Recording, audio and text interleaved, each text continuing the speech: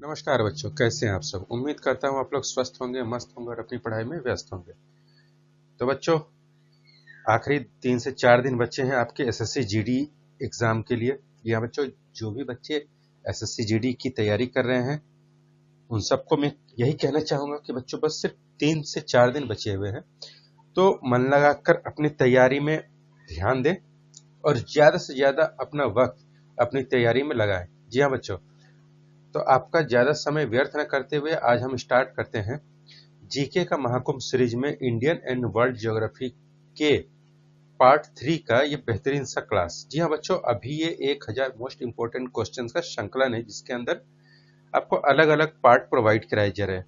जी हाँ बच्चों, एक ही क्लास में सारे क्वेश्चन नहीं करा सकते क्योंकि वो काफी लंबी क्लासेस हो जाती है, तो इसीलिए हमने इसे अलग अलग पार्ट में डिवाइड किया है और आज आपके सामने पार्ट 3 लाया गया है। तो अगर बच्चों आप स्टडी विद गुरुजी के चैनल पे नए हैं तो हमारे इस चैनल को सब्सक्राइब जरूर करें, और अगर आपको ये सेशन पसंद आता है तो इस सेशन को लाइक जरूर कर दें। ठीक है बच्चों, चलिए अब स्टार्ट करते हैं आज का ये बेहतरीन सा क्लास।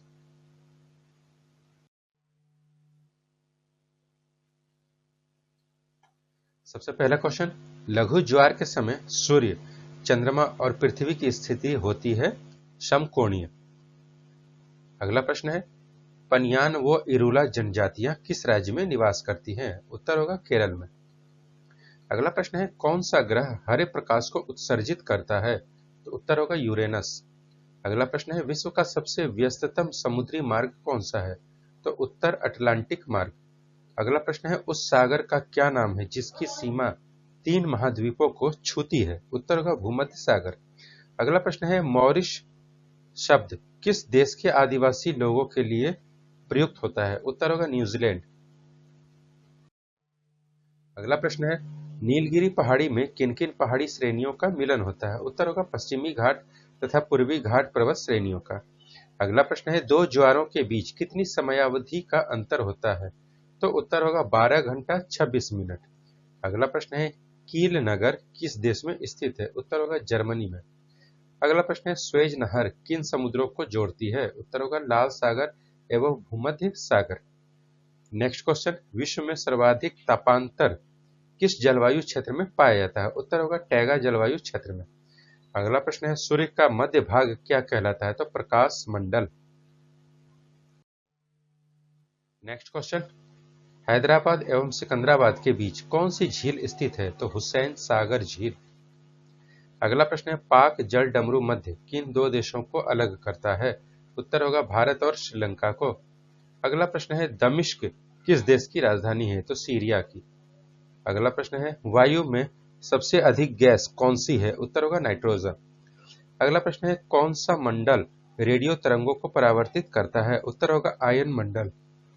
अगला प्रश्न है, सूर्य की हानिकारक पराबैंगनी किरणों से हमारी रक्षा कौन सा मंडल करता है। तो ओजोन मंडल।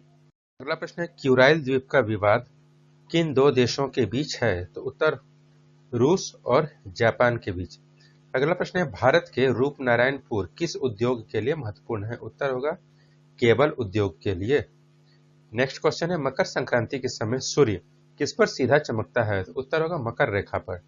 अगला प्रश्न है, विषुवत रेखा से ध्रुवों की ओर जाने पर ग्रीष्म काल में दिन की अवधि में बना परिवर्तन क्या होता है। तो उत्तर होगा इसमें वृद्धि होती है। अगला प्रश्न है, एशिया का मृत सागर यानी कि डेड सी किस प्रकार की घाटी का उदाहरण है। तो उत्तर होगा रिफ्ट घाटी। हम्बोल्ट धारा किस तट के नजदीक बहती है। उत्तर होगा दक्षिणी अमेरिका के पश्चिमी तट के निकट। अगला प्रश्न है, पृथ्वी और सूर्य के बीच कौन से ग्रह स्थित हैं। उत्तर होगा बुध और शुक्र। अगला प्रश्न है, किन ग्रहों को सौर मंडल के आंतरिक ग्रहों की संज्ञा दी जाती है। उत्तर होगा बुध, शुक्र, पृथ्वी तथा मंगल। एरी और ओंटारियो झीलों के बीच कौन सी विश्व प्रसिद्ध जलप्रपात स्थित है। उत्तर होगा न्याग्रा जलप्रपात। अगला प्रश्न है, यूरोप से ऑस्ट्रेलिया जाने वाले जनयान केप ऑफ गुड होप मार्ग से जाते हैं जबकि वापसी पर ये स्वेज नहर जलमार्ग से गुजरते हैं, ऐसा क्यों। उत्तर होगा जाते समय पछुआ पवनें अनुकूल होती हैं, लौटते समय इन पवनों से बचने के लिए। अगला प्रश्न है ग्रीन पीस क्या है? उत्तर होगा पर्यावरण समर्थकों का अंतरराष्ट्रीय संगठन। अगला प्रश्न है वर्षा काल में किस समय वायुमंडल सबसे अधिक आर्द्र होता रहता है?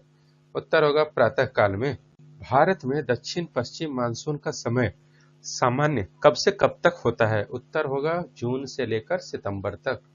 अगला प्रश्न है भारत के मानसून का वर्णन करने वाला पहला अरब विद्वान कौन था? तो अल मसूदी। दक्षिण भारत में प्रवाहित होने वाली किस नदी का थाला सबसे बड़ा होता है? तो गोदावरी नदी का। अगला प्रश्न है कश्मीर की सिंधु और पामीर पठार के बीच विस्तृत पर्वत श्रृंखला को क्या कहा जाता है? तो काराकोरम श्रृंखला। अगला प्रश्न है अफ्रीका की नील नदी घाटी में निवास करने वाले कृषकों को क्या कहा जाता है? उत्तर होगा फेल्लाह। अगला प्रश्न है दक्षिणी गोलार्ध में सबसे लंबा दिन कब होता है? उत्तर होगा 22 दिसंबर को। अगला प्रश्न है छोटा नागपुर पठार की सबसे ऊंची चोटी कौन सी है? उत्तर होगा पारसनाथ। अगला प्रश्न है ताशकंद समरकंद बुखारा नगर किस देश में है? तो उत्तर होगा उज्बेकिस्तान में। अगला प्रश्न है कोचीन का जुड़वां नगर कौन सा है? तो उत्तर होगा एर्नाकुलम। अगला प्रश्न है ज्वालामुखी पर्वत कोटोपैक्सी कहाँ स्थित है? तो इक्वेडोर में। अगला प्रश्न है ग्रेनाइट की गणना किस प्रकार की चट्टानों में की जाती है? तो पातालीय आग्नेय शेल। अगला प्रश्न है मेरियाना ट्रेंच किस तट के समीप स्थित है? तो फिलीपींस में। अगला प्रश्न है भारत में प्रथम बहुउद्देशीय नदी घाटी परियोजना का निर्माण किस नदी पर किया गया था? उत्तर होगा दामोदर नदी पर। अगला प्रश्न है सिंधु नदी की सबसे बड़ी सहायक नदी कौन सी है? तो सतलज।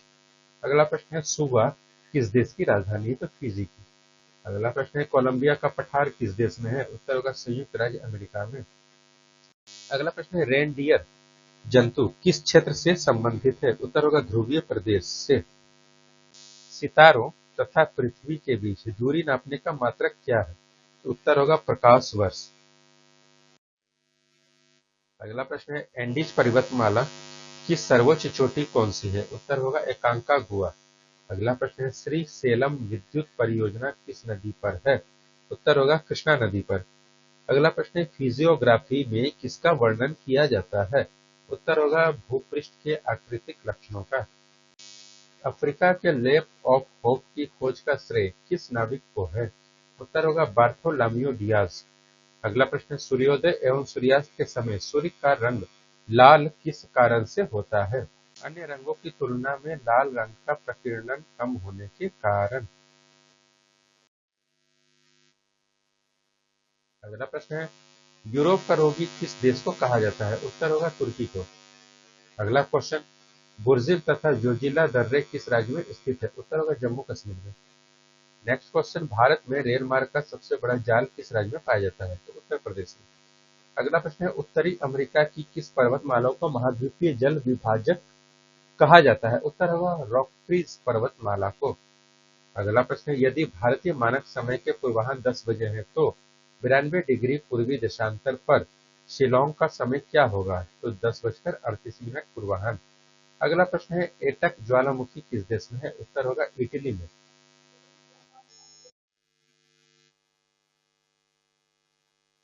अगला प्रश्न है तेल की अत्यधिक संभाव्यता युक्त रावा अपतट कहाँ स्थित है? उत्तर होगा कृष्णा गोदावरी द्रोणी में। अगला प्रश्न है सूर्य से निकटतम तथा दूसरे नंबर पर क्रमशः कौन से ग्रह हैं? उत्तर होगा बुध तथा शुक्र यानी कि मर्क्यूरी और वीनस। अगला प्रश्न होगा नदियों के प्रदूषण की माप किस गैस की घुली हुई मात्रा से की जाती है? तो ऑक्सीजन की घुली हुई मात्रा से। अगला प्रश्न है मंगल और बृहस्पति की कक्षाओं के बीच सूर्य के चारों ओर परिक्रमा करने वाले सेल के छोटे टुकड़ों के समूह को क्या कहते हैं? उत्तर होगा क्षुद्र ग्रह यानी कि एस्ट्रॉइड्स। अगला प्रश्न है बेल्जियम का एंटवर्प नगर किस वस्तु के व्यापार में विश्व का सबसे बड़ा केंद्र माना जाता है? तो हीरो के व्यापार में। अगला प्रश्न है अपना धुरी पर सूर्य की ओर अधिक झुकाव के कारण किस ग्रह को लेटा हुआ ग्रह कहते हैं? यानी उत्तर होगा यूरेनस यानी कि अरुण को। अगला प्रश्न है सूर्य से बढ़ती हुई दूरी के अनुसार ग्रहों का क्रम क्या है? तो उत्तर होगा बुध शुक्र पृथ्वी मंगल, बृहस्पति, शनि, यूरेनस, नेपच्यून तथा प्लूटो। अगला प्रश्न है, सम्मिलित रूप से नॉर्दर्न के नाम से पहचाने जाने वाले देश हैं आइसलैंड, नॉर्वे, स्वीडन, डेनमार्क तथा फिनलैंड। अगला प्रश्न है, प्रकाशीय यंत्र नेफोमीटर द्वारा किसका मापन किया जाता है? तो मेघों की दिशा एवं गति। अगला प्रश्न है, गोल्डन गेट ब्रिज संयुक्त राज्य अमेरिका के किस नगर में है? उत्तर होगा सैन फ्रांसिस्को में। अगला प्रश्न है, यूरोप से ऑस्ट्रेलिया जाने वाले जलयान पछुआ हवा के अनुकूल के कारण केप ऑफ गुड होप मार्ग से गुजरते हैं? तो स्वेज नहर जलमार्ग से।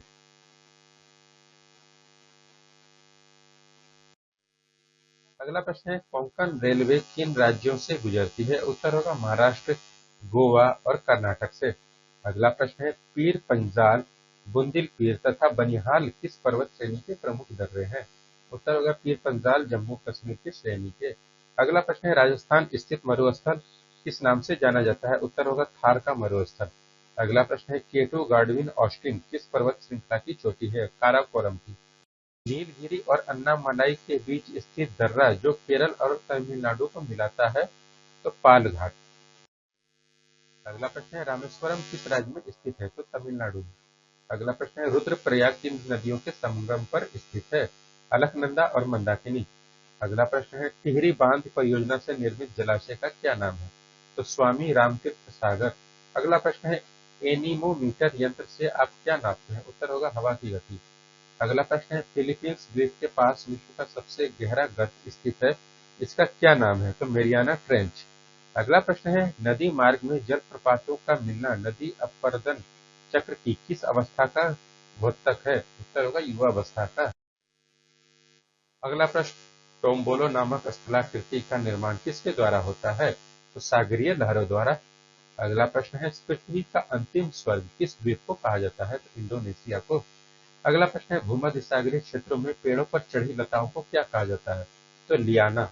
अगला प्रश्न है, सेवाराय पहाड़ी किन दो नदियों के बीच स्थित है? तो कावेरी और पेन्नार के बीच।